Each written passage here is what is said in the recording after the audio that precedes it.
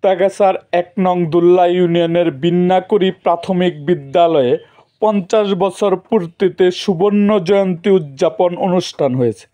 সেখানে প্রধান অতিথি হিসাবে উপস্থিত ছিলেন মুক্তাগাছা থেকে নির্বাচিত মাননীয় সংসদ সদস্য কৃষিবিদ নজরুল ইসলাম।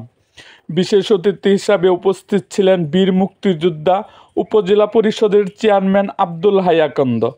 আরও উপস্থিত ছিলেন জাহেদুল ইসলাম বিটুল, ভাইস চেয়ারম্যান মুক্তাগাছা উপজেলা পরিষদ, নাজমুন নাহার দিলু, মহিলা ভাইস চেয়ারম্যান মুক্তাগাছা উপজেলা পরিষদ, ১ নং দুল্লা ইউনিয়নের চেয়ারম্যান হুসেন আলী হুসি, মুক্তাগাছা থানার officer in charge Faruk Ahmed. MP তার বক্তৃতায় বলেন, ১৫ বছরে সারা বাংলাদেশ উন্নতি হয়েছে।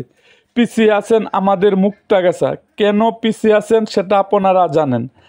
পৌর টুলের নামে সিএনজি অটোরিকশায় চাঁদাবাজি, এটা শতভাগ বন্ধ হয়েছে সেটা বলবো না।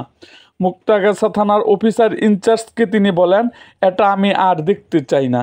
তিনি আরও বলেন, হাই স্কুলের সভাপতি নির্বাচিত হতো মুক্তাগাছা থেকে, এখন আর মুক্তাগাছা থেকে সভাপতি নির্বাচিত হবে না, নিজ এলাকা থেকে সভাপতি নির্বাচিত হবে।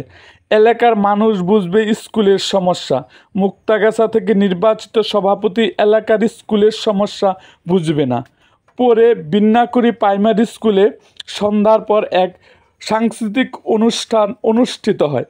এরকম আরও ভিডিও পেতে এবং ময়মনসিংহের মুক্তাগাছা থানার ইতিহাস ও ঐতিহ্য সম্বন্ধে জানতে আমাদের চ্যানেলটিকে সাবস্ক্রাইব করুন এবং আপনার কোনো অনুরোধের ভিডিও থাকলে কমেন্ট বক্সে জানিয়ে দিন।